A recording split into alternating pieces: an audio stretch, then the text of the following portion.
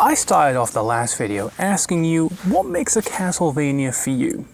Well, if your answer to that rhetorical question was, it has to be 2D, if it isn't 2D then it's not Castlevania.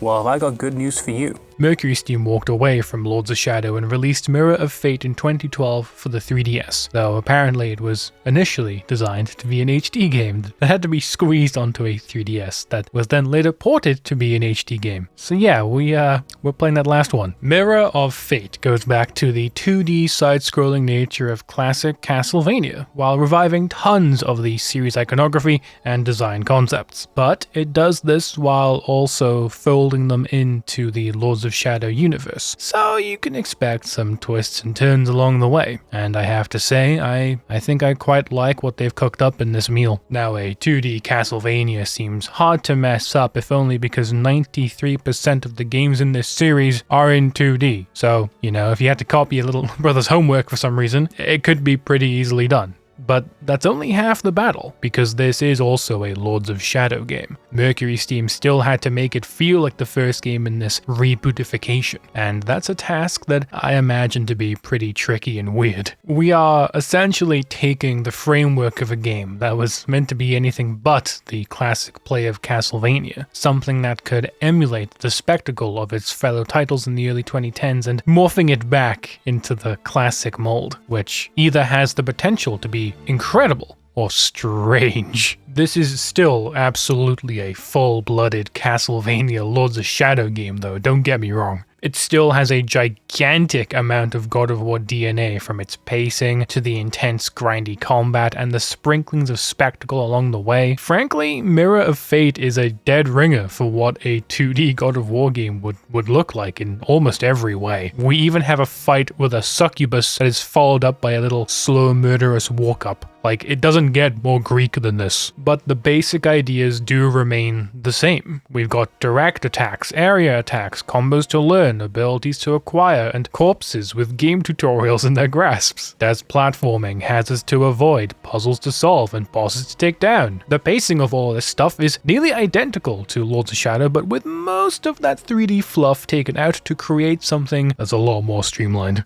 Gone are the days of having to line up with a wall just right. That's all in the past, and hopefully not something I need to worry about going forward. This is all spread across 3 different characters in a 7 to 8 hour game if you decide not to 100% it, which is music to my ears because Lords of Shadow was way too long. Long enough to make me question things about myself.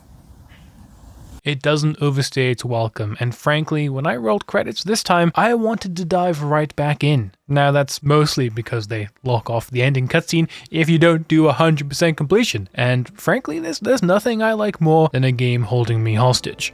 But before we can really get into what's different, we have to talk about what's still the same, because this is still a Lords of Shadow game, and things aren't quite what you'd expect from a standard Castlevania experience.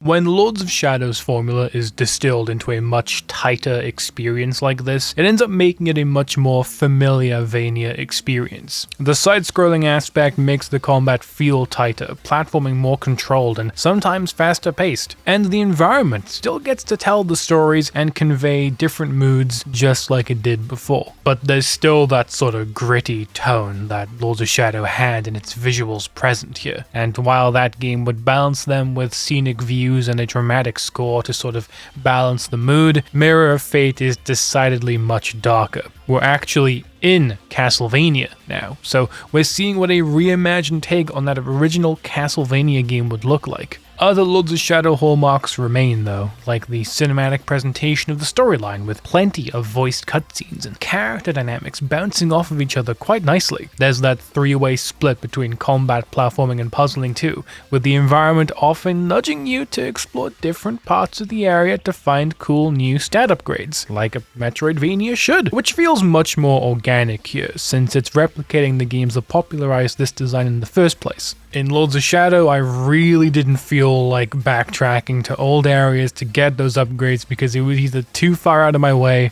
or I just didn't need them.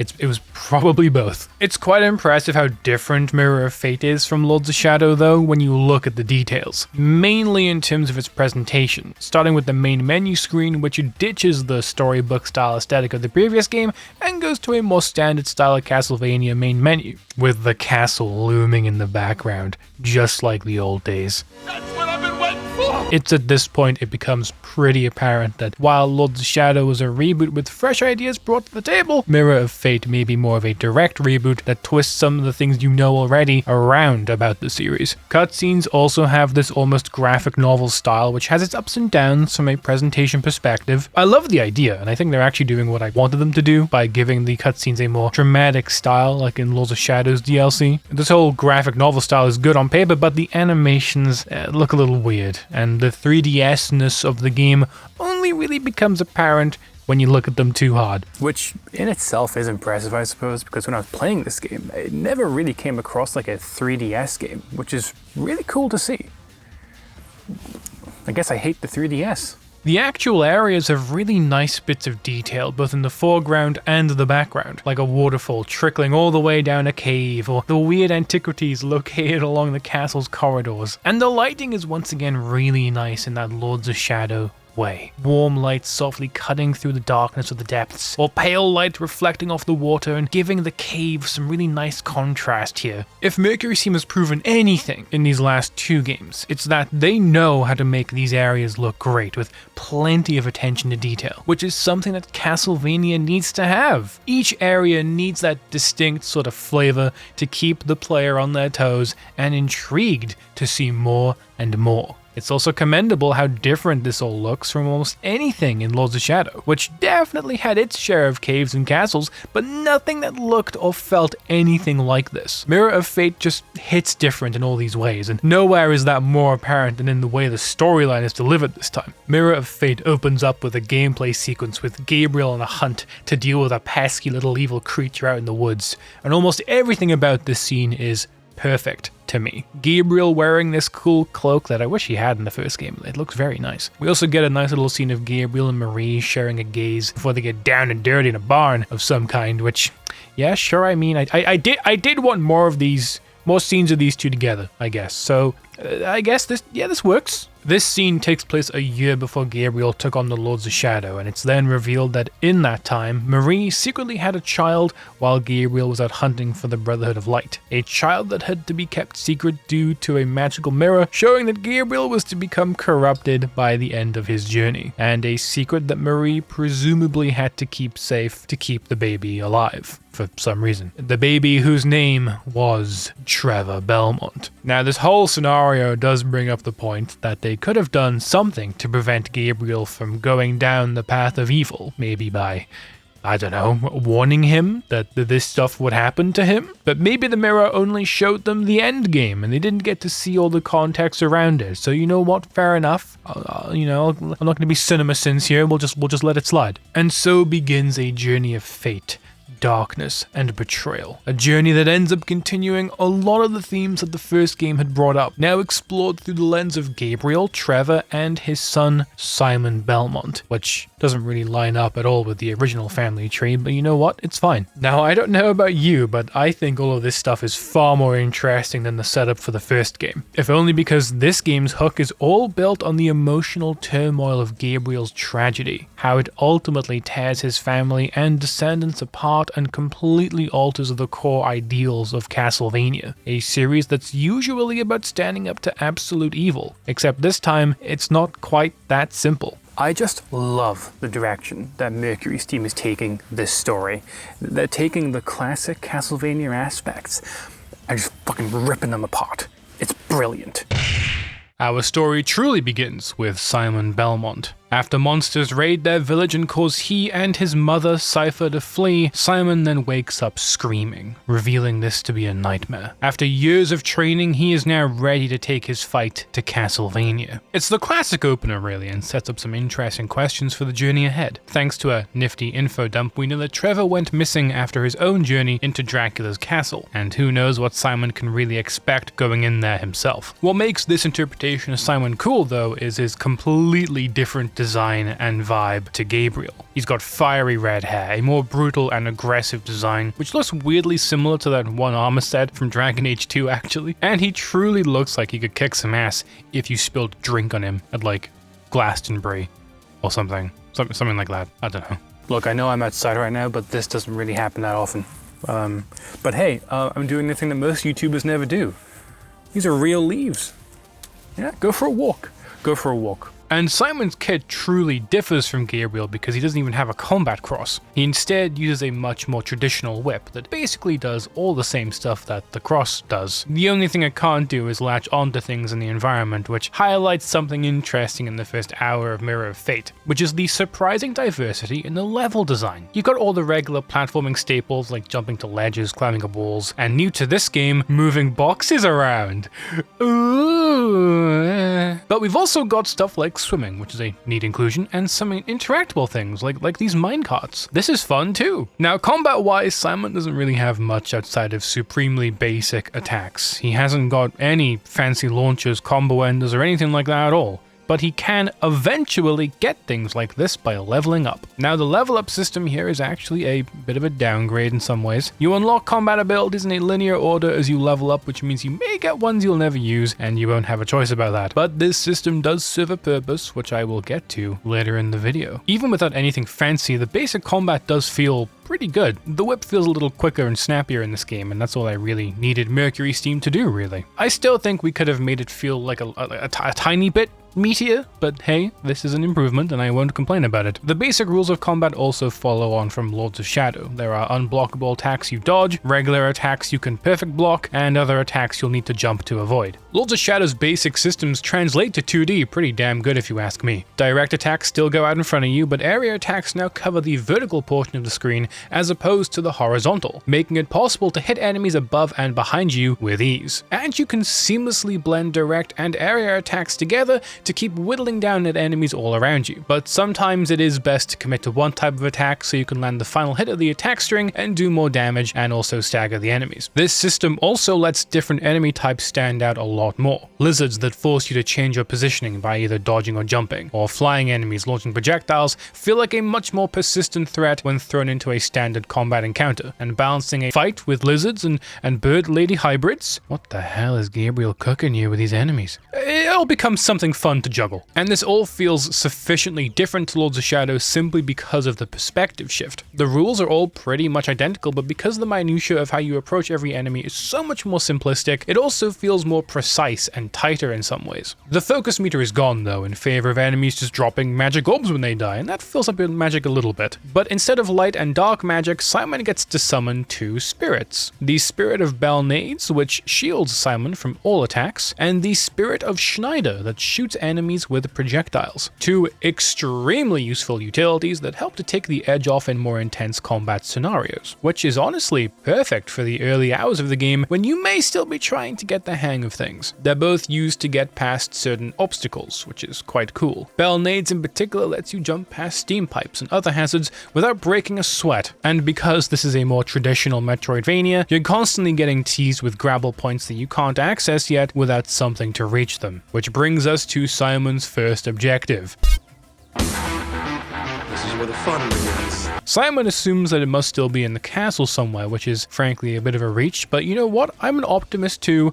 Let's go find it. And we actually do! But it's in quite a peculiar place when you think about it. It rests in what essentially looks like some kind of mural, with Trevor's attire also hanging up in the background, which is a pretty nice detail. It's an oddly peaceful place, and one that looks like it's paying reverence to the weapon, which is quite an odd thing for Dracula to do, I suppose. But it does sort of hint at Gabriel's deeper feelings in a way. You could just look at this room as being some sort of sick, laughable monument to yet another Belmont that failed, but I don't think it's quite that simple. The one thing that truly motivated Gabriel in the first game was Marie, and without the goal of reuniting with her, he may have never finished his quest. So we know that he deeply cares about his family to some extent, and if he became aware that Trevor was his son too little too late, it only makes sense for him to create some kind of memorial. Castlevania has played with the idea that Dracula does have some goodness deep inside him, especially when it comes to family, and this looks to be actually Mirror of Fate's first real hint at that. Of course, the whole moment is ruined by a boss coming in and catching Simon off guard. Now, Simon's boss fights roll pretty good, with him having some pretty cool ideas. Most of them in some way revolve around dealing with adds before dodging some ranged attacks and getting in close with the enemy. It's all about dealing with pattern recognition and optimizing your damage output whenever you can. And yeah, there's really nothing to complain about. This boss in particular is very cool because it takes the spirit of Bell Nades away from you eventually, forcing you to get past the encounter on your own merit, which is what I always talk about. You don't need extravagant shit in your action game if the basics are fun and feel good to do. Mirror of Fate strips out a lot of Lords of Shadow's more complicated shenanigans like the focus meter and the QTE grabs, and instead focuses on giving enemies and bosses satisfying patterns to avoid while making basic actions feel good to do. It's all about the basics. That last line I just said really does highlight Simon's section in Mirror of Fate. You're cluelessly walking into various situations that you really aren't prepared for. And while Simon does beat the odds a few times, there are also some instances where he would certainly have a much rougher time if it wasn't for the help of a stranger. What is happening to me? And yeah, you probably already know who this is if you've played a certain other game in this franchise. The white-haired guy coming in, swooping in, saving the day. He's hot as fuck. Yeah, we know who it is. Alucard steps in at various points to help Simon out of a jam, and the way he's brought in is unexpected, but works out in an intriguing way. When Simon climbs the tower and finally comes face to face with Dracula, it's a pretty chilling reunion. Gabriel is shrouded in darkness, just like that post-credits scene from Lords of Shadow. But right before this big epic battle can commence, Alucard interrupts and seemingly gets ready to throw hands. But what relation does he have to Gabriel in this reboot? Why go out of his way to help Simon? Why is his whole chesticle out and free like that? These burning questions and more will be answered right now. Dark Metamorphosis! Alucard's section of the game occurs parallel to Simon's, and so it backpedals a little while in the process. We essentially see Alucard's rebirth as a vampire occur in real time, with a big mystery painted over who he was beforehand, which really isn't that hard to figure out, but we'll go along with the game for now. When he wakes for the first time, he struggles to remember who or where he is exactly, only to be confronted with the truth in horror. And so he decides to confront Dracula, his creator, with a new weapon in hand called the Dark Pain. This is the first real alternate take on the combat cross we've seen in Lords of Shadow so far, with Trevor's version being a copy of the original with some aesthetic differences. The vibe of the Dark Pain is entirely different. It's malevolent, and specifically wielded by creatures of the night. If we're not counting Laura's section in Lords of Shadow's DLC, this marks the very first time we've been able to control a true vampire in this sub-series. But of course, this is not the first time Alucard has had a starring role in a Castlevania game. As such, playing him here does sort of harken back to Symphony of the Night in a few ways. The first being that Alucard does not have a dodge roll. Instead, he's got the backstep, which works the exact same way as the dodge roll, but it feels like a nice little callback. Later on, Alucard also gets access to a wolf form, which doesn't at all work like the wolf form in Symphony of the Night. Here it just lets you open some doors and deal more damage. It also looks pretty cool, so hey, that's a nice bonus. Also, it looks like a fursuit. So, shout out to the furry community. Something I never thought I would say in a Castlevania video.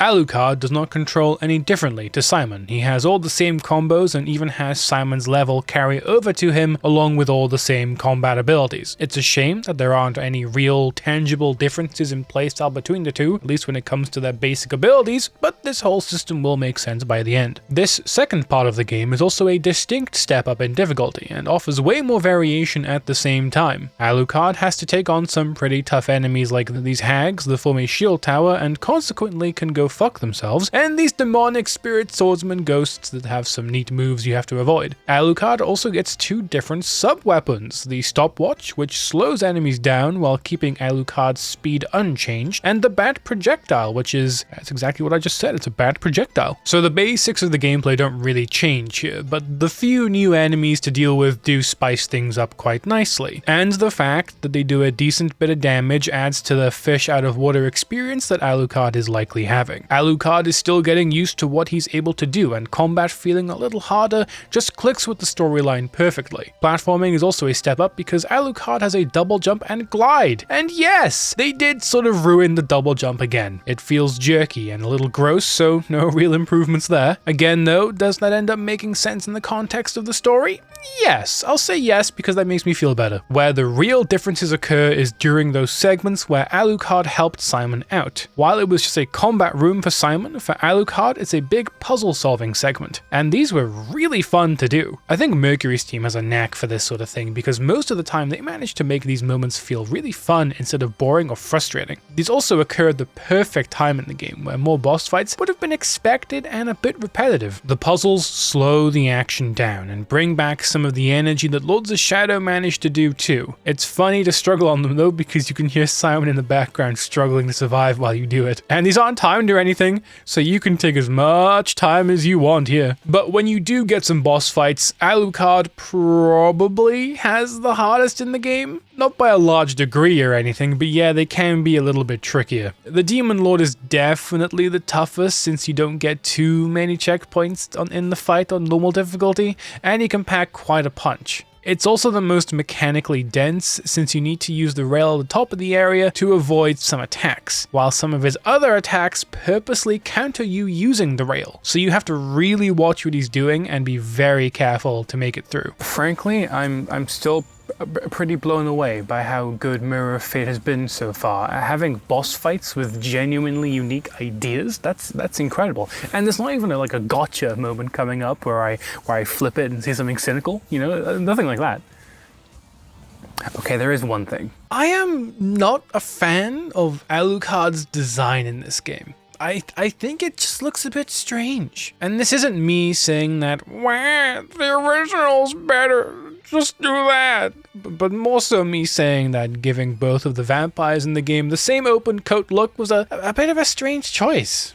Gabriel's design as Dracula makes sense because it's essentially a modified and twisted version of his look from Lords of Shadow. I don't really get much from Alucard's though, other than an awkward need to make them share the same conventions. Alucard is meant to invert Dracula, and his design ultimately needs to reflect that too. So like, I don't know, give him a sleeveless leather vest or something. Yeah, that'll work. Do that. Anyway, Alucard's segment ends with him arriving at the tower and ready to take on Dracula alongside Simon Belmont, and the fight commences. It's a very cool fight actually, with Simon and Alucard teaming up to try and take Gabriel out. And it's also a pretty tough fight too. It actually kicked my ass a fair bit. It's also hilarious to see all three characters using some variety of whip-based weapon. Maybe it would have been a good idea to just not give Dracula the whip and have him stick with a sword, but this is funnier, so I'll take it. This fight also has a neat detail, which is that the stopwatch, which is actually an hourglass by the way, so that's weird,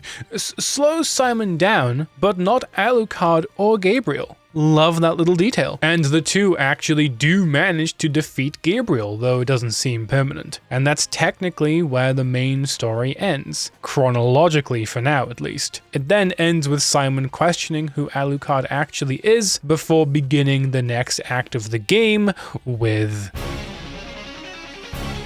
Trevor Belmont is the final part of this story, and if it is not clear yet, I'll just say this now. Alucard was formerly Trevor Belmont in life. Because as we've experienced it, everything is fated to happen.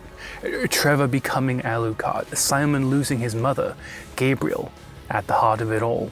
Even so, it's hard not to feel empowered as Trevor, who is set up to be the ultimate hero at this point. The story makes it a point to say how he's been trained from birth by the Brotherhood of Light for this exact purpose. He's a character that feels fated to oppose Gabriel's dark journey and finally stand up to him for this purpose. Yet we know how his story ends regardless. What makes things even more interesting for Trevor is the idea that his section mirrors Lords of Shadow in many ways. He enters the castle looking to slay the vampire Lord of Darkness while dealing with the many horrors that lay within, and even finds many items that Gabriel himself did back in the old days. The light and shadow medallions make a return here and work basically the exact same way as they did before. Light magic heals Trevor when he lands attacks, and shadow magic lets you deal more damage. Trevor also finds sprint boots that have the exact same problem as they did before. They only work for a burst of speed and not indefinitely. And what is the point of this? I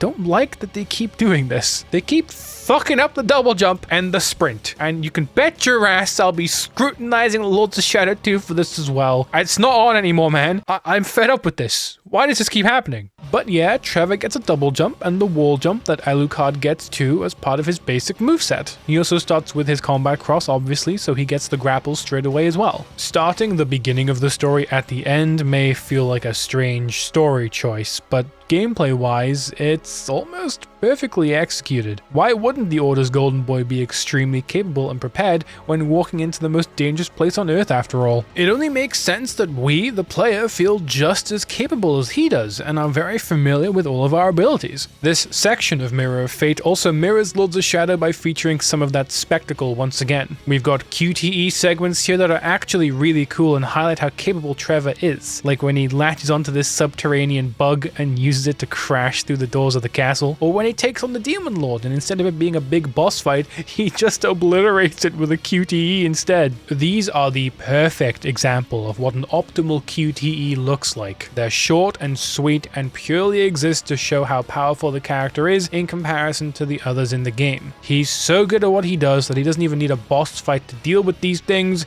he just kills them right then and there. This is the exact solution I said should happen in the Lords of Shadow video, and I am so glad I was right. These are so much better than clambering over a big guy for 20 minutes. Trevor's part of the game is actually the easiest part of Mirror of Fate because nothing poses much of a threat. Most enemies can be very easily dispatched by the boomerang or electric bomb. Trevor also fights executioners, which have these giant axes, and they may seem imposing, but they're very easy to beat with predictable moves to avoid, and they try to make one of these encounters tough by having other enemies throw bombs at you, but it really doesn't add much difficulty. This whole segment feels like a power fantasy through and through, and while I didn't like that feeling in Lords of Shadow, I think it works brilliantly here. By the end of it all, you feel like a genuine powerhouse with Trevor, to the point that you wonder how he could have possibly been beaten by Gabriel, but that feeling is exactly the point. It's almost a level of arrogance that leads you to this point, and it truly is masterfully done, I have to say. Trevor reaches the top of the castle when all is said and done and comes face to face with Dracula for the first time. At this point, Trevor is fully aware that Gabriel is his father, but Gabriel has no idea that he has a son. To him, Trevor is yet another Brotherhood of Light member that he's hell-bent on destroying. And so, the fight commences with Gabriel and Trevor pulling out all the stops in trying to best the other. This is the final boss, and by far the trickiest fight in the game, as Gabriel's moveset is pretty complex in comparison to the other boss fights.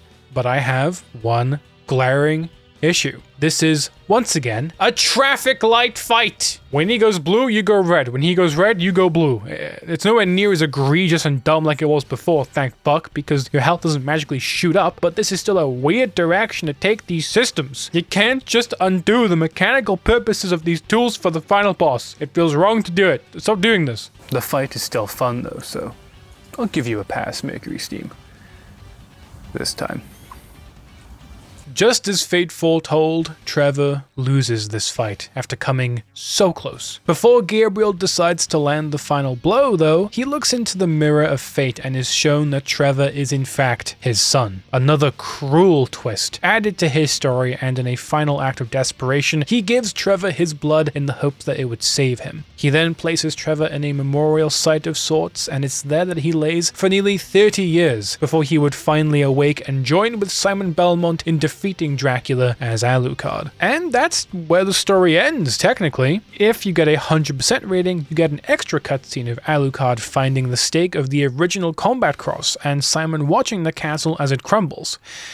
And that is where this story ends. Not on any upswing moment or catharsis, but yet another sad tale of Belmont being tricked by fate. Now, I really like this story. It goes into some really cool places, but I first want to say that I think Trevor's change into Alucard feels a bit wrong. I think it's fucking weird that Dracula actively calls him Alucard in this story. It's something that worked in the original canon but just kind of feels wrong here. And to me that's because Gabriel is ashamed at what he is deep down. He's absolutely ashamed of what he is and despises his nature to the point that he only really wants to die. Yes, he acknowledges his name as Dracula, but that feels like a curse laid upon him rather than something he's proud of. His cursed immortal existence is a cruel fate, and the only catharsis he gets is by wreaking havoc on the Brotherhood of Light and consequently humanity as well. And forgetting the fact that, Trevor already has a name, it's Trevor, to name his son Alucard, the inverse of Dracula, okay, it could be seen as a way of countering him immediately, to say that he may be a vampire and his son, but in every other sense he is opposite to his evil, and inherently good-natured instead. But I think that actively diminishes Trevor's role in this story. For me, it would have been more powerful if Trevor maybe actively chose the name Alucard for himself, to actively stand against Dracula in an act of defiance,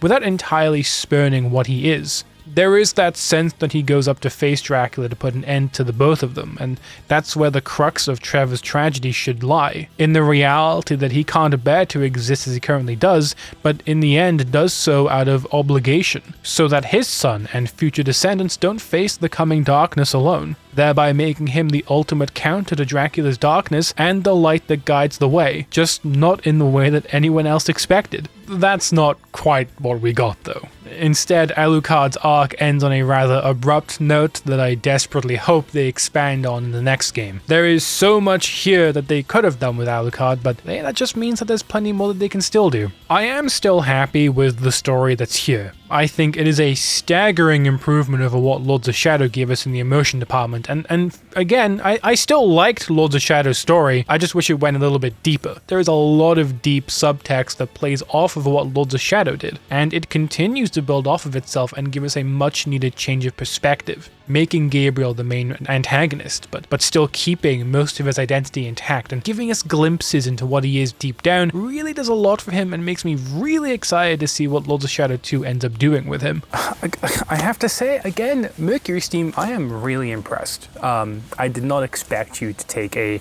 very mixed adventure with Lords of Shadow and now turn it into something with even more depth and intrigue. That's commendable. Sincerely, good job.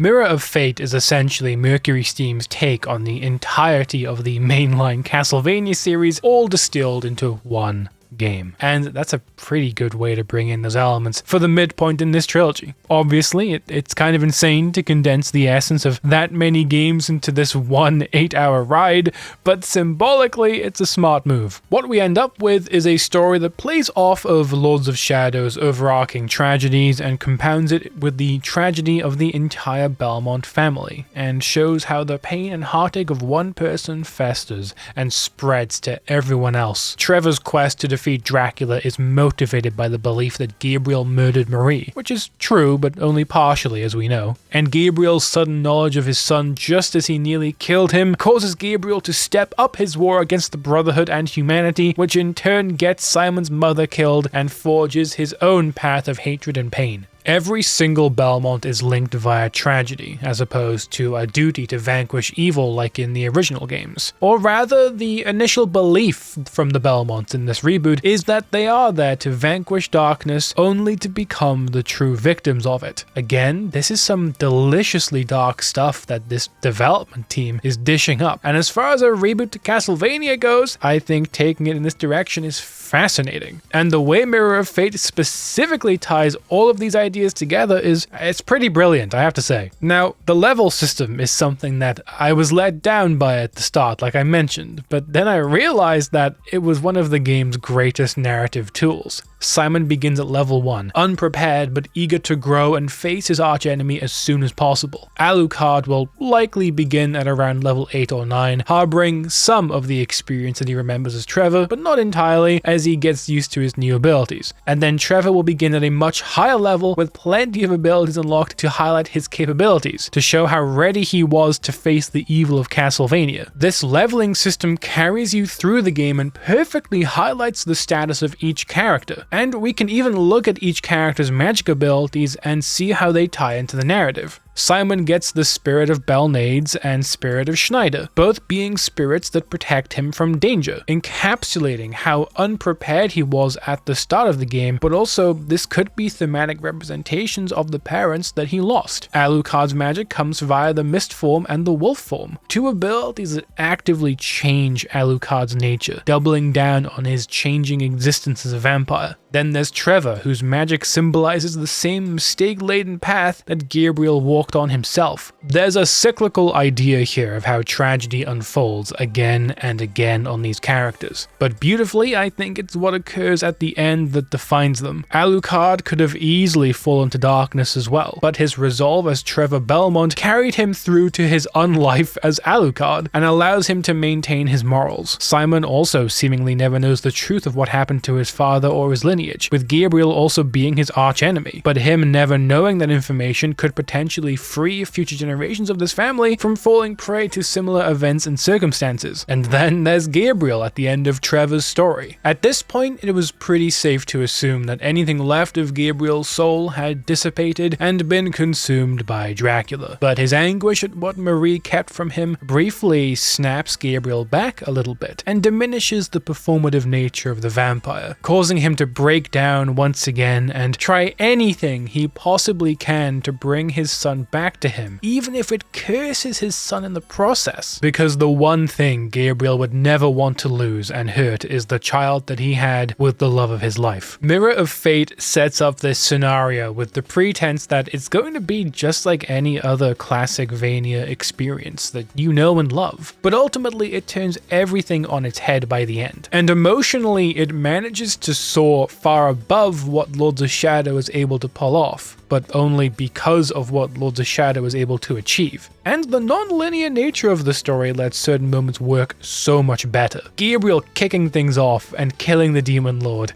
for the Lord to be resurrected in Trevor's story and faced again in Alucard's story, but with so much anger and hatred pointed at him, which is devoid of context until you beat the game, just brings a fun energy to the whole adventure. If Lords of Shadow was an attempt to reimagine Castlevania as a gritty, epic tragedy of belief and betrayal, then Mirror of Fate is an earnest attempt at taking the classic Vania formula and extrapolating what the themes of those classic stories mean in the context of this rebooted sub-series. It's a commentary on the fated lineage of the Belmont family and the sadness at the core of it all. Essentially, sad emo boys stay sad together. And for all of Lords of Shadow's faults, I have to say that I am really glad that I've played through these two games now, even though I know how mixed everyone is with them. Now, I could go on some sort of spiel here and be ultra cynical, like every YouTuber likes to do when they cover a game that isn't well liked, but I'm not going to do that here.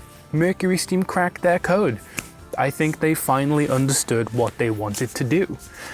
So yeah, again, well done Mercury Steam. Fuck cynicism. Now next up is the game that all of this has been for, Lords of Shadow 2.